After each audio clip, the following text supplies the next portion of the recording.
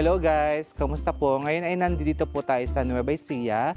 Sa Cabanatuan po, bali naglalagay tayo ngayon ng cortina sa subscribers po natin. So ito po, bagong gawa yung bahay nila. Ito turn over pa lang po, kaya hindi tayo makapag house tour. Pero papakita ko sa inyo yung mga ginagawa natin ngayon dito. So bago turn over, pinalagyan na po ng cortina ni client para pag house blessing, halos kompleto na. Tapos po mga ka-viewers, ito po yung bahay nila. So 2-story po ito na modern house. Tapos po, pakita ko na lang po sa inyo yung ginagawa natin. So ito po, village po itong tinitira nila client.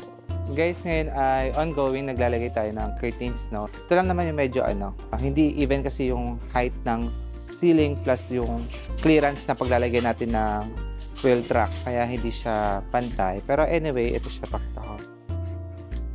Okay pa din yan pag natapos. Tapos ito guys, high ceiling talaga to, no?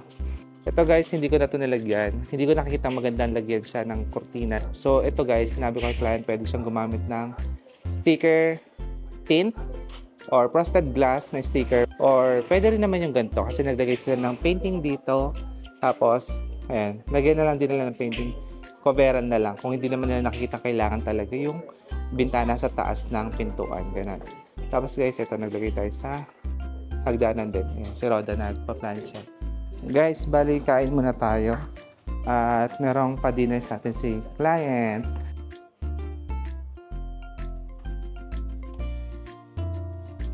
Guys, ngayon ay bali ginagabi talaga tayo sa paglagay ng kortina, lalo na pag po puro kortina po yung ikakabit sa house. So gaya niyan, ginagabi na po tayo. Pero meron kasi kaming project sa San Leonardo, Nueva Ecija, malapit lang dito. Pero yun po kasi dalawang kortina po yung pinapalagay. So para hindi ko na po ma-charge si client na mobilization fee, mga ganyan sinabay ko na po sa project natin ngayon. So pupunta lang ako doon para i-check din po yung gawa ng ating mga installers. So tara po, drive tayo, punta tayo doon. Guys, bali napansin ko din sa service na pinaprovide natin, yung mga bibihirang liblib na mapuntahan na kailangan ng serbisyo ng pagpapaganda sa bahay. Isa rin tayo sa mga nakakapag-provide kasi kahit looban, masikip na kantuhan, as long as kaya, talagang pinupuntahan natin, no? Ano yung van? Ano yung van natin guys? So, tara, park na lang tayo dito. Guys, bali ito yung bahay ng ating kliyente. So, sabi nila ay farmhouse daw po ito. So, check natin yung ginawa natin dito guys. Tara. Naglagay tayo ng dalawang kortina po dito. So, ang gusto niya kasi kahit man lang daw sa kortina, mas lalo daw gumanda yung bahay niya. So, yun naman yung ginawa natin. So, tayo naman po, hindi tayo namibili ng kliyente. Sabi ko nga sa inyo, mapaganda, mapasimple, gagawin natin ng kortina. So, as long as gusto kami, gaya po nito, talagang gusto-gusto yung kortina natin. Kaya, nilagyan natin siya. And happy sila sa resulta kasi nagta-transform yung house. So, ito guys, nasa tayo? Balcony. Ayan. Tapos ito yung sliding door sa kwarto. Ito yung nilagyan natin ng kortina. So, ito yung itsura niya. Yung napili po ni client, ang kulay po is smoke. Ito po ay bestseller natin pagdating po sa shade of gray. Dalawang bintana po yung nilagyan natin dito ng cortina. And alam nyo po, kahit po dalawang cortina lang po ang project natin dito, kung papansin niyo hindi po natin tinipid sa tela yan. And syempre, pulido pa rin po yung pagkakagawa. Guys, bali tapos na po tayo dito sa project natin again sa San Leonardo. Ngayon po balik naman tayo ng Cabanatuan. At i-check ko naman po yung ginagawa ng mga tao natin doon.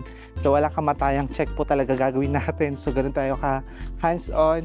By the way, Kuya Jo, yung asphalt runner na kulang. Ha? Yung asphalt runner na kulang. Andito na? Okay, sige. Una na kami ha. Kasi atid ko pa yung Ma'am, thank you po sir, thank you po. After po natin sa San Leonardo, bumalik po tayo ng Cabanatuan para i-check po yung ating finished product dito. So una ko pong ipapakita sa inyo, ito pong living area.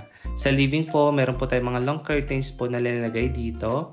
Ang kulay po natin kinabit dito is yung ating bestseller na Almond and Tan, which is marami po talaga tayong mga client na nagkakagusto po ng kulay na ito. Ito na po yung design ng kanilang ceiling. color white po yung kanilang ilaw, which is mas nagmukhang maaliwalas po ang bahay dahil po kulay puti lahat yung ilaw nila.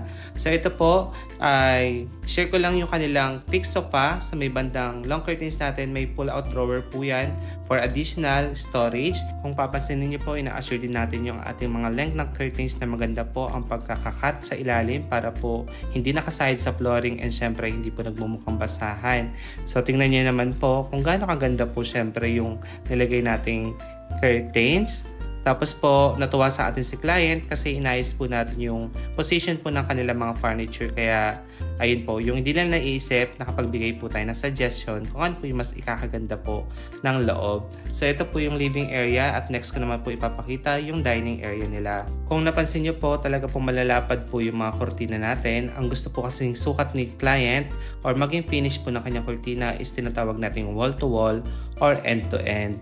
Pag nagsusukat naman po tayo, ina-assess po natin yung mga bawat bintana kung bagay po ang wall-to-wall or yung standard width lang po. Ito naman okay naman po yung wall-to-wall kasi malapad naman po or malaki din naman yung kanilang dining set which is 8 seaters po. Bago po tayo pumunta sa second floor, pakita ko lang po sa inyo yung hagdanan na meron din po ito mga storage. Tapos po sa second floor, pag akyat natin, ito po yung top view ng living area. So yan na po yung tiles nila. Marble look po yung ginamit. And ito po, ako po nag-ayos ng throw pillow. Minatch natin doon sa colorful nilang painting. Tapos, ito naman po yung kanilang stairs. Naglagay din tayo dito ng cortina. Ito naman po yung top view po ng hagdanan. Tapos po, itong natitirang bintana, hindi ko na po ito nilagyan ng cortina. Kasi po, alam ko po na talagang magiging OA pag nilagyan pa natin yan. Kaya po, sabi ko kay client, lagyan na lang ng sticker tint. Tapos po, ito naman po yung family area. Sa family area po, wall-to-wall din po ang nilagay natin cortina dito. Alam na alam mo talaga yung client is pinaglaanan niya ng budget, hindi lang labas ng bahay niya. Syempre, pati loob po ng house. Kaya napakaganda po ng resulta. Next po natin, dito naman tayo sa master's bedroom. So baka po may mag-comment, Billy, ba't dinala mo kami sa kadiliman? Bakit kulay itim? So may purpose po, bakit kulay itim po yung nandiyan? Kasi po, ang gusto ni client is medyo hawig po sa kanyang bed frame. So favorite niya po kasi yung color black. And aside po doon kasi, kaya po black. Black din po yung fluted panels or yung accent wall ni client dito. So kung black po yung kinabit doon sa kanyang TV area or yung kanya pong TV cabinet, yung accent wall doon, maganda po yan tingnan. So, plano po ni client, soon, papa-improve niya yung fluted panels, papapalit niya para magbalanse po yung interior po ng kanyang master's bedroom. Change angle lang po tayo ha. Tapos po mga ka-viewers, ito naman po yung isang bedroom nila. Ang pinalagay naman po dito is combination ng kulay, sand and smoke. Ang gusto po dito ni client, gawin natin siyang wall-to-wall, kaya lang bababa po kasi yung clearance ng kortina. So ang ginawa po natin sukat na lang is, ayun po, standard yung width. Tapos mas malaki po yung naging clearance niya, mas humaba pa po yung length ng kortina, kaya mas magandang tingnan. Tapos po ito na rin po yung itsura ng bedroom na ito. Meron na itong wardrobe cabinet, tapos po side cabinet and bed frame, ayan na. And next bedroom, ito po wall-to-wall naman. So ito, meron na po kasi natutulog kaya yan na lang kinuhanan natin, no? Tapos po mga ka-viewers, ito na may itsura ng kanilang bathroom. Kung plano nyo po magpagawa ng bathroom, baka dito po makakuha kayo ng idea. So maluwag po ito and maganda po yung kanilang mga tiles na ginamit. Puro 60 by 60 matte finish po para sa flooring. Tapos po porcelain tiles naman po na glossy para sa wall. Meron na rin po itong sink with cabinet, tapos po yung kanilang mirror is meron ng ilaw.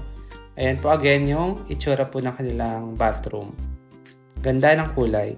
Tapos type ko yung exhaust fan nila, ganito yung maganda, yung flat yung design. Yun lang. So, sa totoo lang po, mag-aalauna na po ng madaling araw ngayon. And talaga pong, pag naglalagay kami ng cortina, depende po kasi yan sa volume ng dami ng gagawing cortina. Ginagabi po talaga kami. So, ito yung ginawa natin. Malalaki po talaga. Mahaba. Tapos po, mga ka-viewers, ayan. Fresh pa tayo kanina ngayon. Haggard na. Pero laban lang. So anyway guys, kung nagustuhan niyo yung kurtina namin, pwede kayo mag-message sa akin Facebook, Billy Toledo Vlog. Tapos po pag-usapan natin kung paano po natin papagandahin ng bahay ninyo. So again, hindi po kami napadaan sa bahay ninyo para magsabit ng kurtina kung hindi mabusisi po siya gawin. No? So ito pong bahay ni client. Congrats po pala sa kanila kasi napakaganda ng bahay. And thank you po at tayo po talaga napusuan nila. Ever since na nagpa-vlog tayo, hanggat nagkakurtina po tayo, pinagkatiwalaan pa rin tayo. At ayun po, pinapasok sa kanilang dream house. So, thank you ma'am and sir. And again, sa mga viewers natin, plano po magpagawa. Again, PM nyo ako. And again, sana po meron kayo nakuha idea sa ating ginawa ngayong araw. Maraming salamat po sa panonood. Ingat po and God bless. Bye-bye!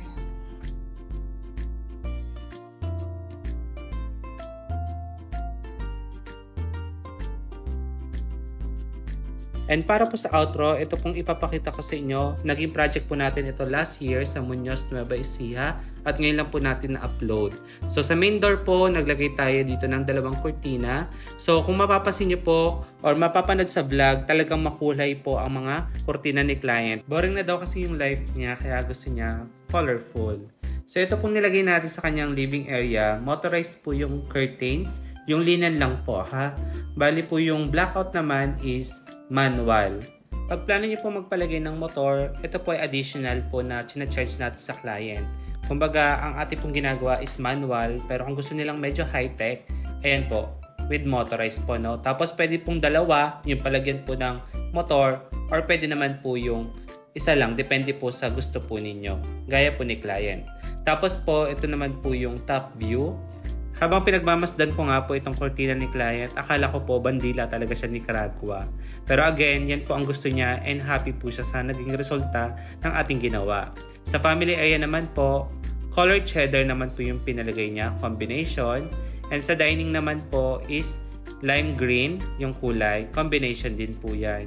And bago nga po tayo umalis, pinakain po tayo ng dinner ni client.